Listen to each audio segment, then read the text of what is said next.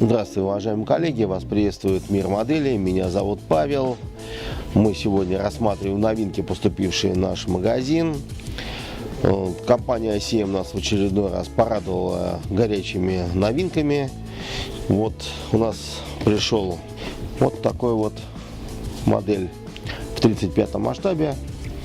Это у нас SDKFZ, ну или так называемый, это сам 251 модификация А, то есть самая ранняя первая модификация.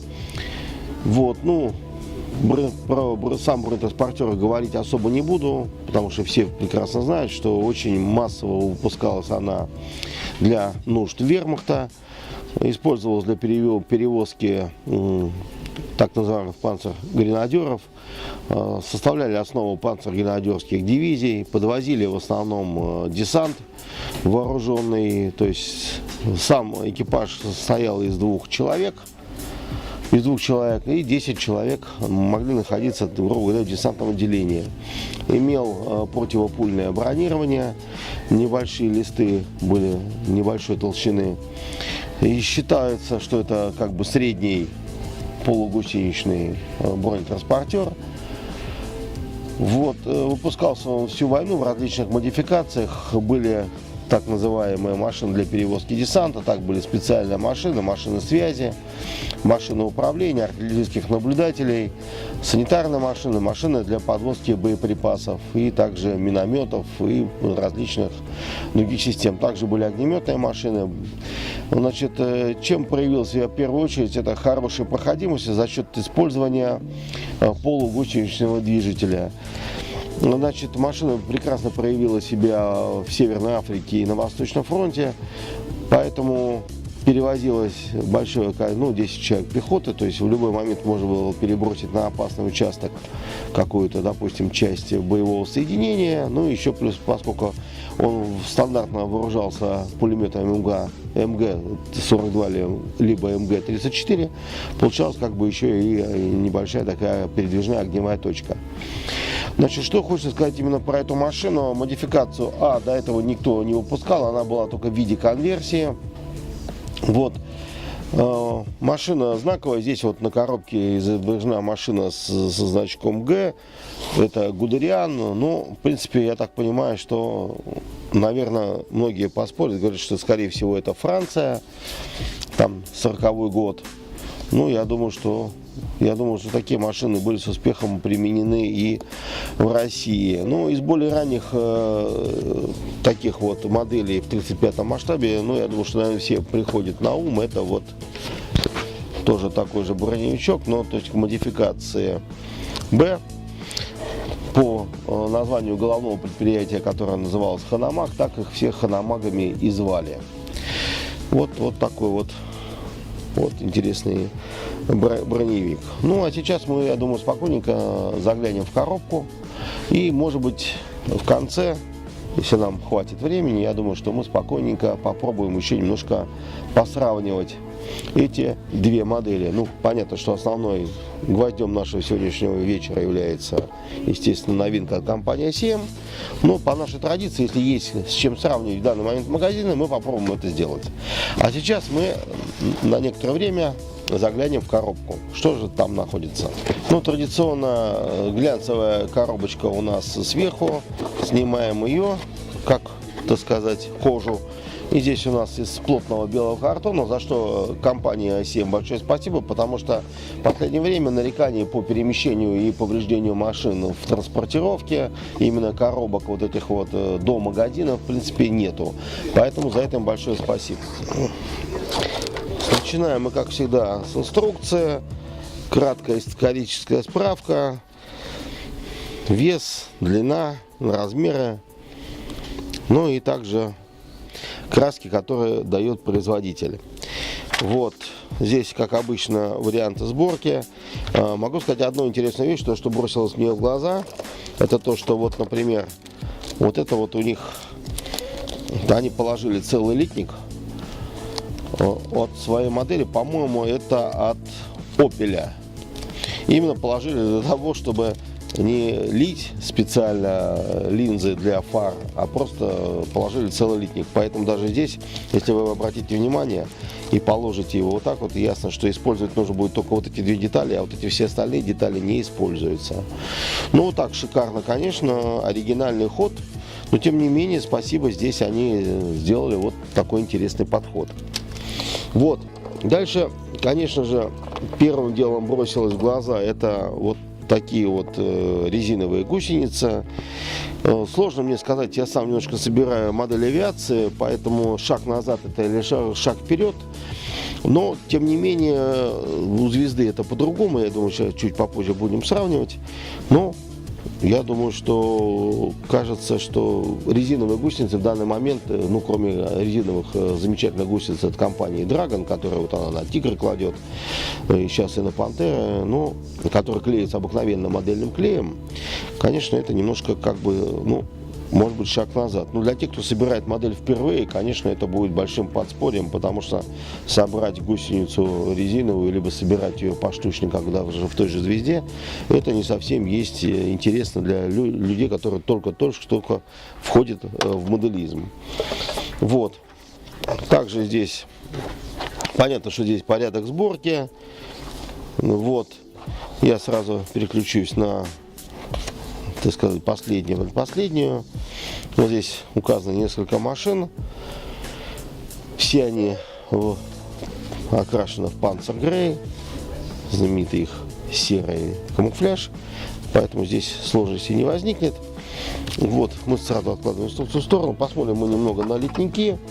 Еще раз говорю, что вот, если чтобы добавить, что вот к резиновым гусеницам, которые я только что осмотрел, также дается вот резиновые. Это колеса управляемые. Как известно, что на 15-20 градусов у броневика, у бронетранспортера колеса поворачивались. Если машине нужно было развернуться больше, естественно, как у танка, одна гусеница вставала, а вторая давала большую мощность, больше вращалась. За счет этого бронетранспортер разворачивался в нужную ему сторону. Вот. Здесь различные линии, то есть литники, вот так вот у них сделано. Ванна корпуса, борта, это двигатель,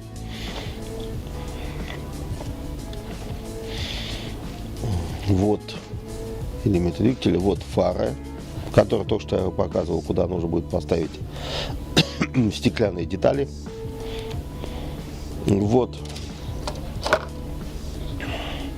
элементы ходовой части, также даны личное оружие, которое крепится, по-моему, карабин это. Вот тут чашка сиденья. Вот. Ну, вот, грубо говоря, самое вкусное. Но по сравнению с тем же звездовским прототипом бросается то, что именно у модификации А были вот так называемые бойницы в бортах. Вот, они закрывались вот такими броневыми крышками. На следующих бронетранспортерах этого нету, ну и то, что вот мне, как человеку не очень хорошо разбирающемуся в 35-м масштабе, ну, я спрашивал у коллег, которые опытнее в этом, они говорят, что, в принципе, шансовый инструмент, вот, он здесь находится на бортах, и есть крепление для его, так сказать, установки. Есть также и надгусеничные полки, где стоят и ящики под этот zip-инструмент, ну, так называемый шансовый инструмент. Вот здесь вот изображено, как бы, что шансовый инструмент находится на бортах закреплен. Но, насколько я понимаю, что после модификации А, уже на модификации Б весь инструмент этот был убран уже в надгусеничные вот эти вот ящики. То есть его уже поверх бортов не было. Но я так понимаю, что под огнем неприятеля все это повреждалось постоянно, ну и таким вот образом. Единственное, что хотел бы заметить обратить ваше внимание, что очень хорошее, четкое литье деталей, даны клепочные соединения, ну, может быть, болтовые соединения, но вот таким вот образом они даны, очень четко все пролито, рифленый вот такой вот как бы пол. Но вот есть один нюанс. Здесь, если внимательно посмотреть, идет такая как бы вот штамповка крыльев, выштамповочка вот такая вот. И сюда же подходит питатель ледниковой рамки.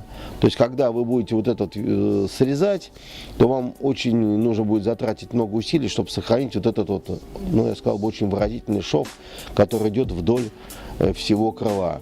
Сейчас еще на что хотел бы обратить внимание, это вот на очень хорошую, очень внятную, ну, коллега, который сам занимается сборкой бронетехники, он пришел в восторг от декали. Декаль с номерами, они номера очень замечательно читаемые, есть тактические элементы и небольшая декалька на шкалу приборов именно в само боевое отделение. Ну и тактические обозначения машины в группе, там как вот эти ромбики, все это именно соответствует описываемому периоду. Ну и буква Г, то есть говорит о том, что машина принадлежала к панцергруппе Гудериана. Вот. Ну теперь мы попробуем сравнивать звезду и ICM. Итак, инструкция. Компания «Звезда», компания ICM. Сразу же декали. Я думаю, что с небольшим перевесом уже выигрывает компания ICM. ICM «Звезда». Так, это мы посмотрели, посравнивали. Вот, ну, как я уже сказал, по декалям, конечно, здесь даже сравнивать очень сложно. Так, гусеницы. Компания ICM. Компания «Звезда». Вот таким вот образом можете посмотреть. Может быть, я охотно верю, что потом, в какое-то ближайшее время, может быть, компания ICM выпустит дополнительные вот эти вот элементы, так же как «Звезда» сделает его, или какие-то дополнительные наборы будут для более, так сказать, продвинутых моделистов. Но это вот в дальнейшем. Опять же, можем сравнить. Колеса здесь сборная, там отдельно этот самый, и здесь она резиновая, с довольно-таки хорошо читаемым протектором. Боевое отделение. И мы сейчас тоже найдем боевое отделение. Но снизу вот мы возьмем вот этот элемент. Значит, обратите внимание, коллеги, слева у нас вот здесь, ну слева от меня, справа будет, естественно, от вас. Вот таким вот образом они решили сделать. Значит, двигатель, обратите внимание, есть и там, и там. Вот. Пролит он немножко по-разному. Обратите внимание, что здесь деталь, защищающая картер двигателя снизу. Она уже дана, здесь уже отлитой. А здесь она собирается отдельно и вставляется. Ну, я так понимаю, что вот это вот ближе к истине. Опять же, все горловины, болтовые соединения, они здесь очень хорошо все показаны. Ну, это самое, здесь у нас пружинящий элемент, это у нас рессоры. Они даны и здесь, даны и здесь. Вот. Довольно-таки хорошего качества. Вот радиостанция здесь дана. Здесь радиостанцию пока не нашел, но, по-моему, она здесь тоже мелькала. Значит, здесь у нас представлено бронирование, вот, так сказать, боевого отделения. Вот, оно также представлено вот здесь вот ICM. Это у нас «Звезда». Значит, можете посмотреть различия. Сделаны они, конечно, немножко по-разному. Вот сиденье здесь. Вот здесь вот, например, место механика-водителя, шкалы приборов пролитые, которые здесь, декаль я вам только что показывал. Вот, и здесь это бронировка пулемета. Ну, здесь в основном пулемет, я так понимаю, был открытый, но мог быть и с щитком, вот с таким вот. Вот, радиостанция, здесь я радиостанцию видел. Извините, вот я сейчас вернусь к предыдущему литнику. Это компания «Звезда». Вот радиостанция здесь. И вот радиостанция здесь. Вот две радиостанции. Но вот у «Звезды» радиостанция чуть-чуть больше. Даже видно невооруженным взглядом. Ну и один из таких вот элементов, именно компания «Звезда», видите, у них отдельно боевое отделение дано. И вот их крылья, так называемые вот эти вот крылья, они даны отдельно. Вот можно сравнить мордочки двух бронетранспортеров. Это звезда, внизу у меня находится ICM. Ну вот, при небольшом наложении, ну, в принципе, они читаются. Что мы еще не посмотрели? Ну, конечно же, хотелось бы посмотреть еще различные детали здесь. Это компания ICM. Здесь у нас идет рулевое колесо. Вот, дается у нас шансовый инструмент, лопаты, кирки. Это все устанавливается на борта. Это также есть и в наборе от звезды. Я думаю, что все знают.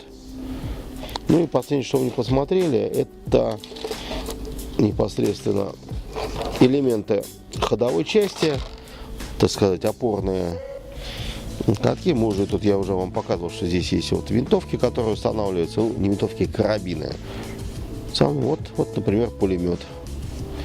Пулеметов здесь 2. Вот, так что все это можно великолепно посмотреть. Вот, уважаемые коллеги, такая интересная новинка пришла для любителей собирать бронетехнику в 35-м масштабе. Тема интересная. Я думаю, что любители диорам, конечно, будут с удовольствием собирать данный бронетранспортер. Машина интересная, к тому же редкая модификация, которая до этого не производилась в моделях. Ну и сегодня мы еще заодно попутно сравнили с компанией от звезды, но только модификация не А, а модификация Б. Вот, что хочется сказать. Ну, и плюсы есть, и минусы у каждой модели. Видно, что разработчики от компании ICM продвинулись немного дальше. Вот, безусловно, понравилась инструкция. Одним из плюсов, я считаю, очень хорошая, абсолютно на голову превосходящая декаль с замечательными номерами и, так сказать, регистрационными знаками и эмблемами, тактическими эмблемами, которые наносились на эти бронетранспортеры. Вот здесь резиновые гусеницы в компании ICM. Здесь гусеницы наборные пластиковые. Ну и, конечно, ценовая политика, ну то, что говорится, что, конечно, этот броневичок будет, бронетранспортер будет стоить дороже звездовского. Поэтому решать, коллеги, безусловно, вам. Но я думаю, что многие захотят приобрести именно модификацию самую раннюю, для того, чтобы поставить его на свою полку рядом с каким-нибудь танком, принадлежащим именно танковой группе Гудериана. Я думаю, что это будет очень-очень в тему очень многим. Так что приходите к нам в магазины, приобретайте. Мы вас ждем. До новых встреч. Это был Павел. Мир моделей. Всего хорошего.